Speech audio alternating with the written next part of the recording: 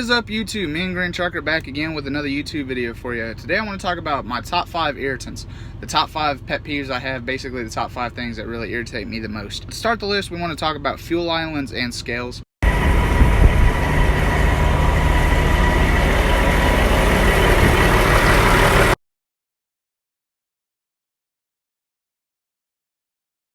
But nothing is as irritating as when you pull into a fuel stop to get a fuel and you pull behind somebody who sits there for 30 minutes to an hour just sitting there because they went inside to eat or take a shower or whatever. They make parking spaces so you could pull out of the fuel island and go, inside and do what you need to then. You know there's plenty of places back there to park, didn't you? It's really irritating, especially when people go inside and take a shower while you're waiting to fuel, because it's affecting your money. I mean, a lot of us get paid cents per mile.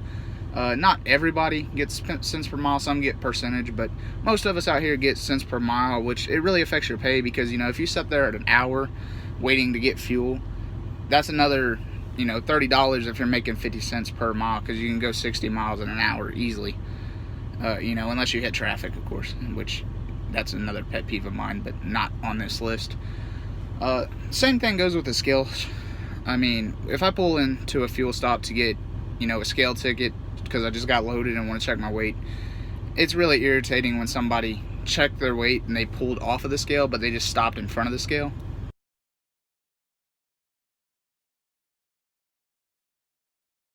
And then went inside to get their scale ticket. I mean, they make parking spaces. They specifically ask you do not block the scale because it, again, affects your money.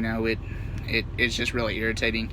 That is definitely number one on the list of things to not do while on the road, because I know it irritates me and I know it irritates other drivers as well, because again, like I said, it's messing with your money. It's affecting how much money you can possibly make in a week, because if you spend 3 hours in total on one trip fueling or waiting for somebody to move out of a fuel island, not mentioning the time you spend fueling or getting a scale ticket, then I mean, you lost out on $90. I mean, not necessarily lost out on it, but it took you extra time to make that $90 that you could have done without having to wait for that person to get out of their shower or to quit eating before they come out to their truck and moved it out of the fuel aisle for you.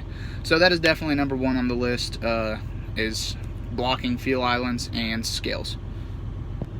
Moving on to number 2 in the list, it would have to definitely be double parking. God!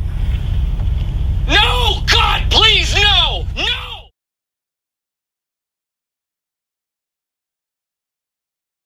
Just about as irritating as the scales or the fuel islands being blocked.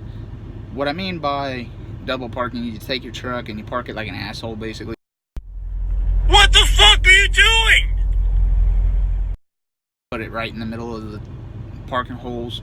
You'll block 2 parking holes basically to where you can't get another truck in there beside you, and it's really irritating, especially when you come in at night and you're tired and you can't find a parking hole for shit, and then you see one opening and it just happens to be blocked by the asshole that double parked, and then of course he's asleep, and then he gets mad at you when you knock on his truck to move his truck out of your parking hole that you found so he could straighten it up. It's just don't do it. Like, take the time to make sure you're in your parking hole correctly so somebody else could park next to you, especially when they come in there tired. Sometimes they could be tired and overlook it, and you might get your truck hit if you're not careful, especially if you parked crooked to where your trailer's in the parking hole as opposed to your truck. Just don't do it. It's one of the things to avoid. I know other drivers are annoyed with it, especially, like I said, when you're tired and you come in at night and you see somebody parked that's taking up 2 spots to make it impossible for you to get in there beside them just because of how narrow it is or whatever. So don't do it, and just take that extra time to make sure you're in your parking hole correctly. Now, number 3 on my list would definitely be the blink blink flash flash.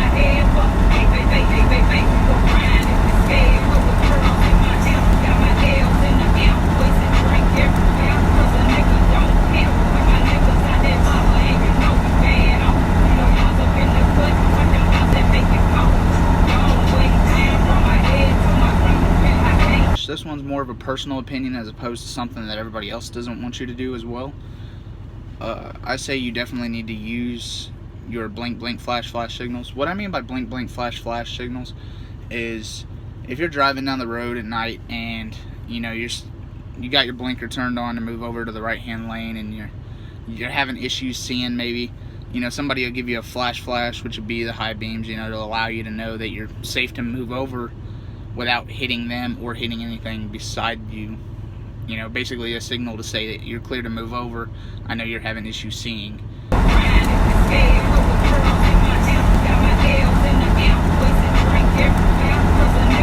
And then you get on over, and then you give them your blink blink, which is your 4 ways. Use your left blinker, right blinker, left blinker, and then turn them off.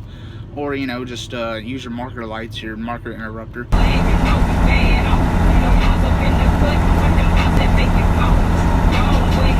Personally, I use my 4 ways because I don't really run with my markers on, so I find it easier just to click my 4 ways for 3 blinks, 3 flashes.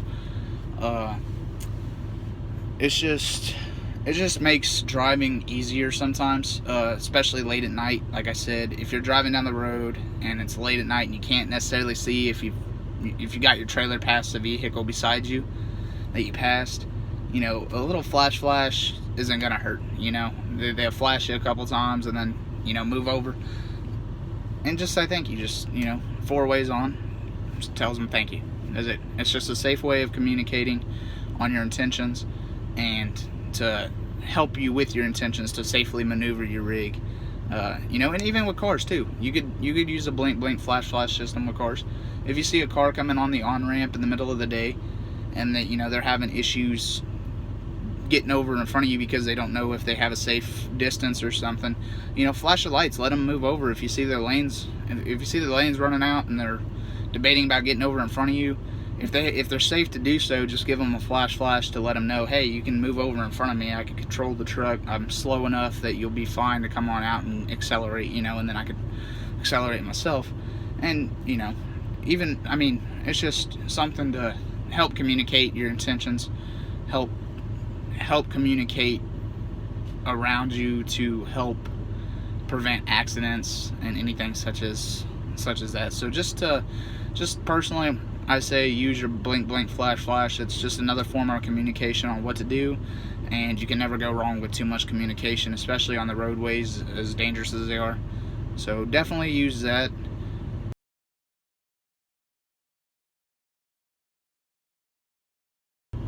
Now moving on to number 4 on my list, it would definitely have to be headlights on while it's raining or while rain is present. Most states already require it as a law anyways, like wipers are on, headlights are on, it's our law. All them signs there, basically. It's just so that we could safely see you.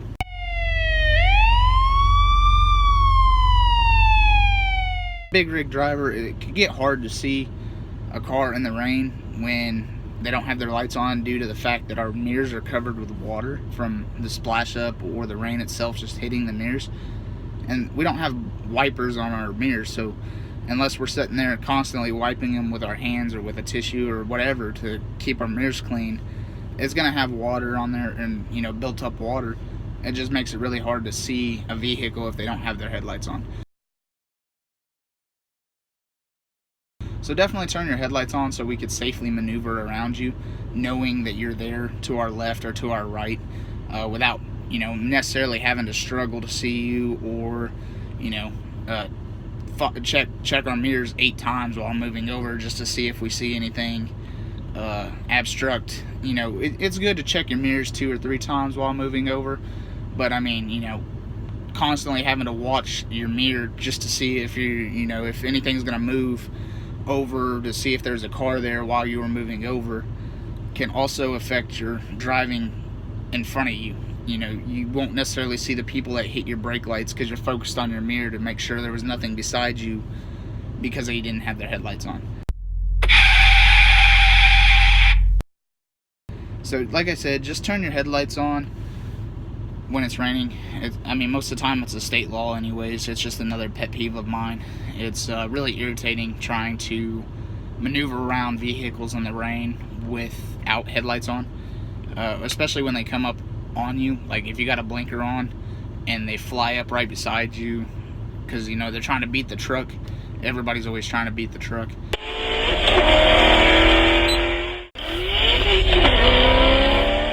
It's just really irritating when they do that and they don't have their headlights on, so you can't necessarily see that they're there beside you until you already start your move from your right lane to your left lane, or your left lane to your right lane, and then you notice that they moved over just a little because you were coming into their lane, and then you have to correct it, which I said, you know, can affect the driving in front of you as well, because you may not be seeing somebody hit their brakes in front of you due to the fact that you were watching your mirrors to make sure there was nobody beside you.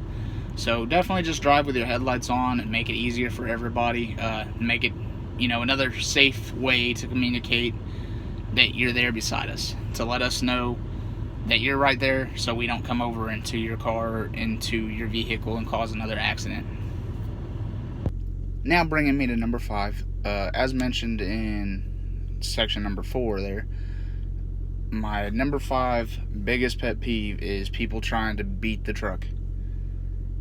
I just do not understand the concept behind it. Everybody's always trying to get in front of the truck. I mean, especially when you turn your blinker on. If you're going down the road and everybody's, you know, just traveling along, the second you turn a blinker on, somebody's going to fly up past you and get right beside you and then not move anywhere until the last second. So that would be the 5th biggest pet peeve I have, is people trying to beat the truck. I mean, it's just so annoying to, you know, to deal with that. Everybody always thinks that they need to be in front of the semi-truck, even though they're only going 1 mile an hour faster than the semi-truck itself was.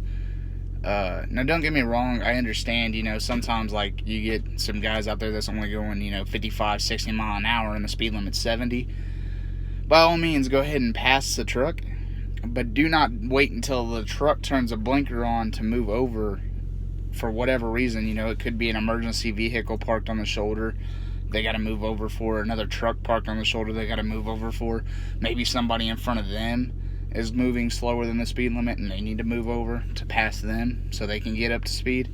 But as the second they turn on a blinker, it's almost inevitable that somebody's going to run up beside them and basically just, you know, cut them off from getting over and try to beat the truck. So that's kind of all I have for you guys today. Just make sure to, you know, not do any of those 5 things. For a recap, we have number 1 is the fuel islands and the scales, don't block those. For number 2, we have no double parking. You know, don't be an asshole, don't park like an asshole, park in one space and one space only. For number 3, we have the blink blink flash flash. I mean, you know, help somebody out. If you see they're struggling to get over, give them the flash flash. You know, they'll give you the blink blink 90% of the time. Just, you know, just like I said, another way to communicate on that, on, you know, safely maneuvering in the different lanes left and right. For number 4, we have lights on when it's raining. I mean, kind of simple. It's a state law. It's illegal not to have your lights on when it's raining most of the time. I mean, you know, wipers on, lights on. Just stay safe out there. You know, number 5 was, you know, don't try to beat the truck. I mean, take a couple of minutes, you know, you can pass the truck, but don't do it when he gives a blinker. I mean, don't try to beat the truck every single time. So that's pretty much it, guys, for today.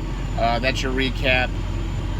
You know, just until next time, Mean Green over and out.